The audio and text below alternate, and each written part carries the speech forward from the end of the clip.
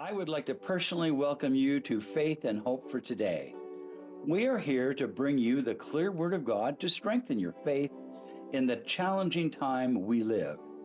We know that your faith produces hope and that God will take you through anything. Sometimes it's hard for me to remember you are near. The pace of life just gets so out of hand. I'm reminded of how much I need to know. You are for me, you're not against me. You are with me, I'm not alone. Through all the darkest times and brightest days, I know some things will always stay the same. I'm not alone. Welcome. We're really glad to be in your home again this week. I do want to begin with our first photograph because periodically I get to talking and I have forgotten that first picture once or twice. But these are the Ruby Mountains again. This is right up behind Elko, Nevada. Right behind me is a beautiful creek that's running all the way down this amazing canyon, that beautiful green grass on the hillside. Can you just imagine being elk and deer, antelope that get to roam out in these mountains in the spring and summer? Just an abundance of good food. Thank you, Sherry, for just taking us there for this moment. Those are absolutely spectacular mountains. And of course, as you know, through that entire area of Nevada are just huge amounts of mineral deposits. Such good things out there that really affect us every day. So Sherry, thank you for taking us there for just a moment. Hope you enjoyed that. Love those mountains. So Faith and Hope for Today, our program, we bring to you the audit. This is Matthew 25. This is part 6 of the coming apocalypse. The parable we're going to look at today, I want you to understand that Jesus is laying out what the church, his new church, is going to look like. Now, this particular parable also tells you and me what we could possibly look like. You follow what I'm saying? So I'm hoping that you find yourself in this story, in this parable that Jesus is telling to his disciples. In fact, it's vitally important that you find yourself in this parable. Hang on. I think you're going to find it to be intriguing, challenging, and may I say thought-provoking. So this is review. I want to go to our chiastic structure of Matthew 23, 24, and 25. Of course, we're in Matthew 25. Just keep in mind, to the left is the sermon to the disciples, pre-fall Jerusalem. To the right is to the elect, the eschatological sermon after the fall of Jerusalem. Now, if you noticed, I just changed the emphasis of this chiastic structure because in Matthew 23, 23 to 35, Jesus describes the nature of the scribes and Pharisees. But when we come to the parables in Matthew 24, 45 through 25, 30, he describes two classes of individuals, which is a further development of contemporary scribes and Pharisees. That's why I say it's kind of important you find yourself in this story. So there's our emphasis. This is the chiastic structure of scribes and Pharisees, and then we're looking at what they look like in the last days. I hope you find that thought-provoking as well. So let's begin our parable, Matthew 25. We're in verse 14. This is the parable of the talents. Now, my prayer is that you will learn new things in this parable today. So verse 14 reads this way. For it is just like a man about to go on a journey, who called his own servants and entrusted his possessions to them. In other words, he bestows on his servants his most priceless possessions. Now, the person on the journey, going on the journey, would of course be Jesus. He is entrusting his disciples with his new church, but I want you to notice that in verse 14, what he has entrusted his new church with are his most sacred possessions. And he has gifted them to all of us, called the church. Fascinating. You have been entrusted with the special possessions of Jesus Christ. That is a great way to look at this parable. It says in verse 15, to one he gave 5 talents, to another 2 talents, to another 1 talent, each according to his own ability. Now, please do not miss that point. And he went on his journey. So what we learned so far is that Jesus leaves his new church, the current church, everything it needs for success. So you can take the 3,000 or 4,000 different denominations called the church, and I'm going to tell you that according to this parable, he has left his possessions to all of us. None of us are lacking in his truth, in the gift of his righteousness, in the gift of faith to bestow the gifts to others. He has left his new church everything it needs for success. Now I can make this more personable and say, in your faith journey, Christ has left you personally everything you need for your success. And in fact, when we get to the end of this parable, you're going to find out it's possible to abandon your success. Doesn't mean that it's easy, but it is very possible. So now we're on to verse 16. Immediately, the one who had received 5 talents went and traded with them. And he eventually gained 5 more talents. So, according to his ability, or the ability of this particular servant, very gifted, he grew 5 more talents. Now, what is a talent worth? Some would tell you that it might be worth 300 or 400, might be worth 1,000, whatever. These talents are valuable. But each one has been given one according to their abilities. But now the point is this. Any investment of the possessions of Christ invested produces a return. We notice that he received 5, he traded with them, they produced 5 more. Now that can be true of every single person who received a talent. Any investment of a talent so far in the parable has produced a return, but we've just looked at one. It says in verse 17, in the same manner, the one who had received the 2 talents gained 2 more. So now, I say again, any investment produces a return. But listen carefully. The amount of the return is not the point. The point is that you are assured of a return. If you're willing to take the goodness of Christ by faith, be it his righteousness, and invest it in another, it is the assurance of a return. 5 became 10. 2 became 4.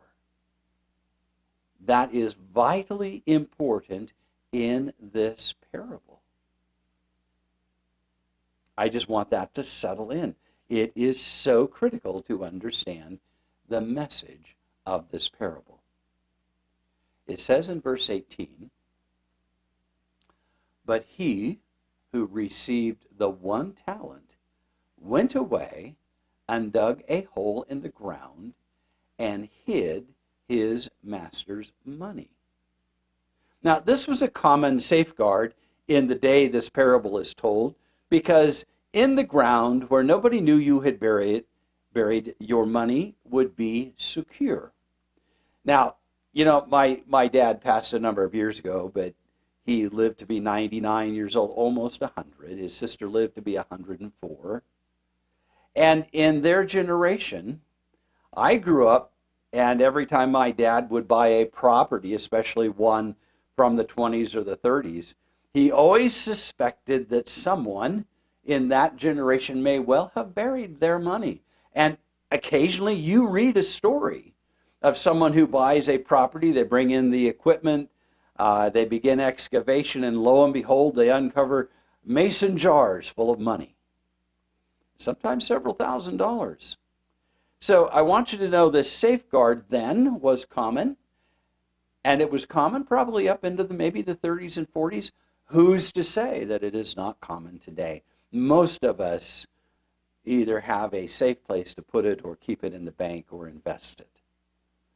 But this was a common safeguard in the day. It was assured that if you buried that money, when you dug it up, it was going to be exactly where you put it, and it would be exactly the same amount. But in this case, where Jesus has entrusted each one of his servants, or you could say his disciples, for the one who received the 1 talent, I want you to note that this is also a sign of a lack of trust. So listen carefully to what I'm about to say. Trusting God becomes an issue among the elect in the church before Christ returns. A lack of trust. Now let that resonate for just a moment. It's vitally important, because you will see how that unfolds in the parable. Verse 19. Now after a long time, the master of those servants or slaves came and settled accounts with them. Now you've heard it said, Jesus has taken too long to return. We're not sure he's returning. I've heard all of the excuses. But I also want you to notice that slumber sets in. It says after a long time. Remember the 10 virgins, 5 of them slumbered? I kind of wonder if the one who buried his talents wasn't just kicking back and just nonchalant, really not even focused on the possessions, the sacred possessions of the master.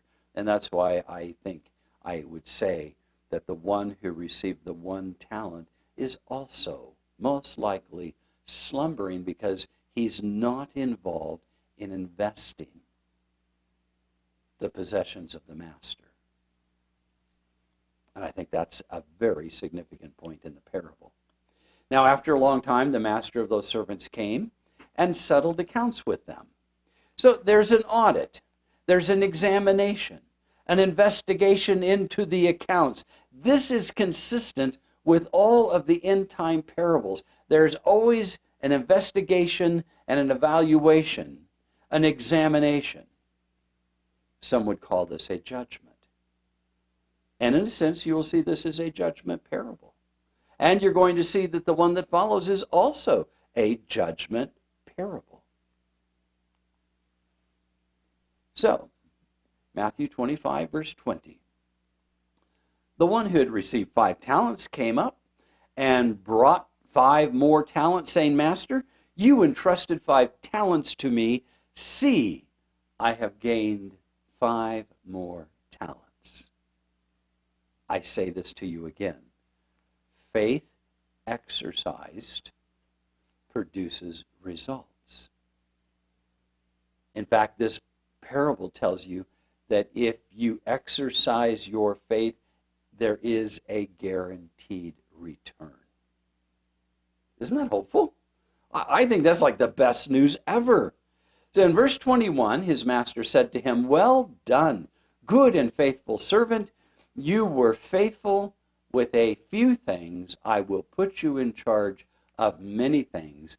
Enter into the joy of your master. Now, whose joy? The joy of Christ. Not human joy, divine joy. Faith produced in this first investor, this first servant, the joy of the master. The emphasis is not on the amount of the return, but on the action of faith bringing forth a return. And there's reason and grounds for celebration. To enter into the joy of Christ? Well, that's, to me, profound. Absolutely profound.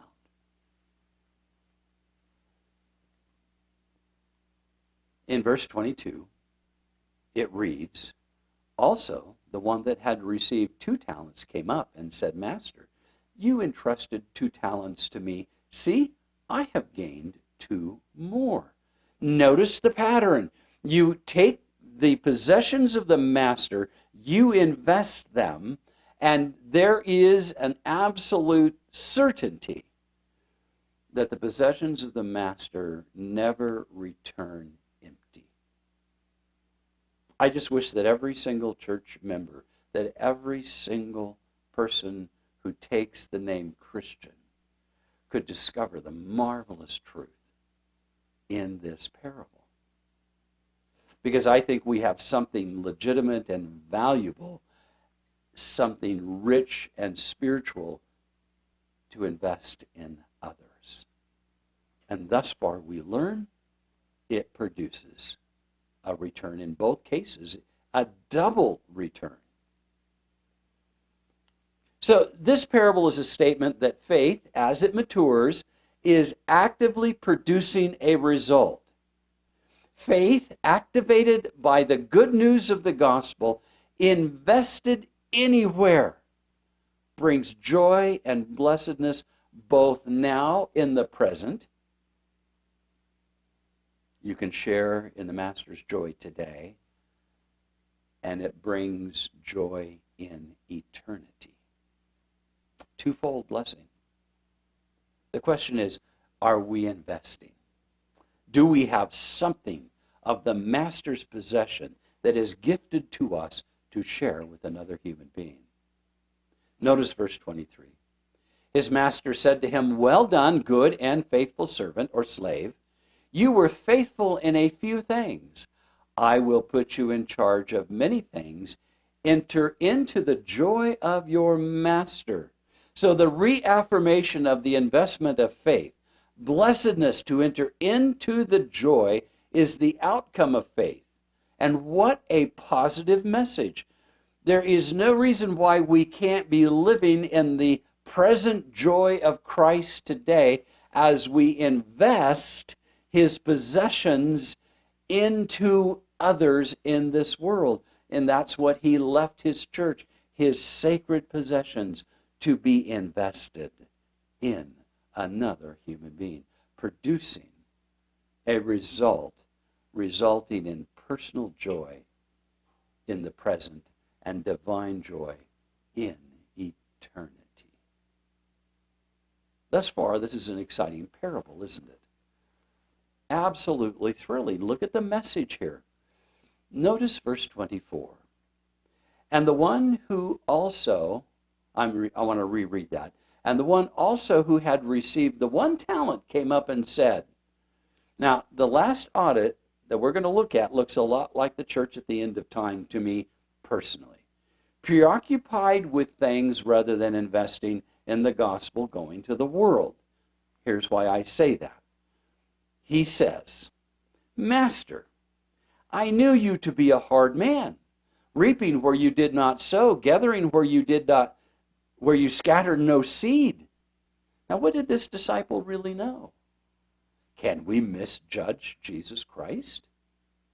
Can we see him as an angry, authoritative ruler? What evidence did this disciple have to say you're a hard man? But listen carefully. Maybe as he watched the judgment take place of the other 2 servants, maybe he's blaming Jesus for his lack of investing. "I didn't do it because you were a hard man." That is implied there in the text. So how is this excuse going to weigh out? Is Jesus going to say, Oh, yeah, I'm really sorry I'm a tough guy. Come on in.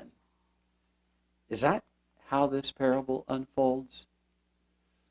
Before we continue, I just want to share some thoughts that I think are profoundly important with all of us. First, Jesus warns us about developing a critical spirit. Secondly, Jesus warns us about angry God theology distorting the gospel. I could say this another way. Angry God theology not only distorting the gospel, but making it get buried in the backyard so it doesn't go anywhere. I believe these are the greatest struggles for the end-time church before the coming apocalypse. Are we about the Father's business? Are we about the Master's blessings, possessions being invested? Or do we just stick them in the backyard and say, well, you know, I've got the truth, and then we just slumber? Let's see how this plays out for this particular servant. He says, "And I was afraid and went away and hid your talent in the ground. See, you have what is yours."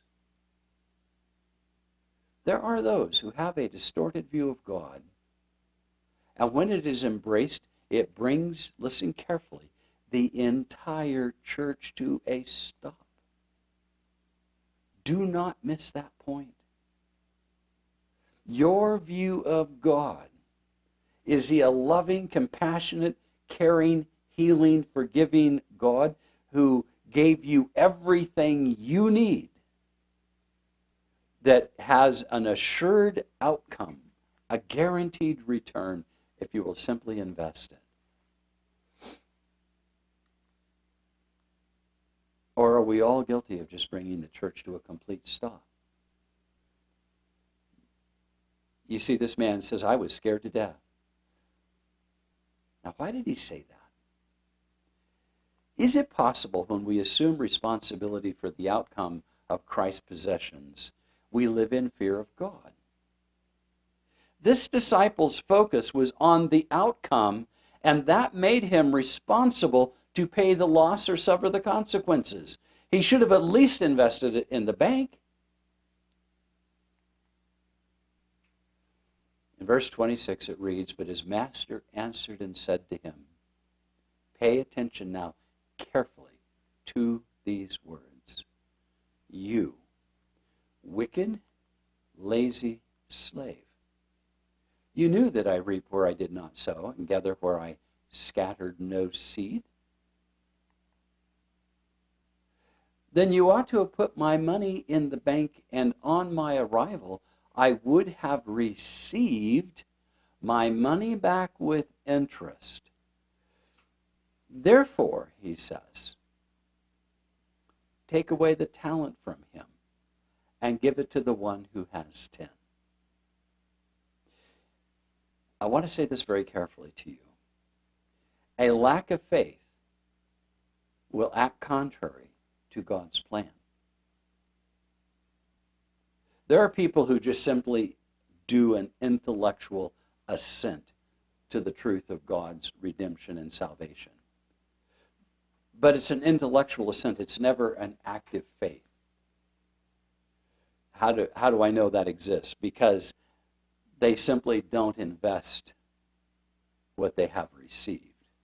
We are called to simply invest the possession of Christ, the good news, in others.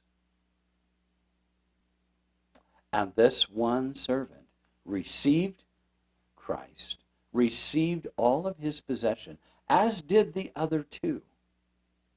But he becomes an illustration to us of what happens when we choose to bury the good news we have received. Verse 29. "For to everyone who has, more shall be given, and he will have an abundance. But from the one who does not have, even what he does have shall be taken away." You see, the intellectual assent is already a loss. Because the gospel of salvation by faith alone is that you are the recipient of the possession, the sacred possession Christ has left, which is the precious gift of the righteousness of Christ given to you, that covers you, that cleanses you, that forgives you, that takes away your sin. And if you don't give it away, you have nothing. You've lost everything if you just bury it in your backyard or in your living room or wherever. If you just sit on it, you lose the precious divine gift of Christ. Powerful illustration so far. But we're not done with the story yet. The only way to be lost or tossed, as this parable tells us, is to sit on or bury the truth we have been given.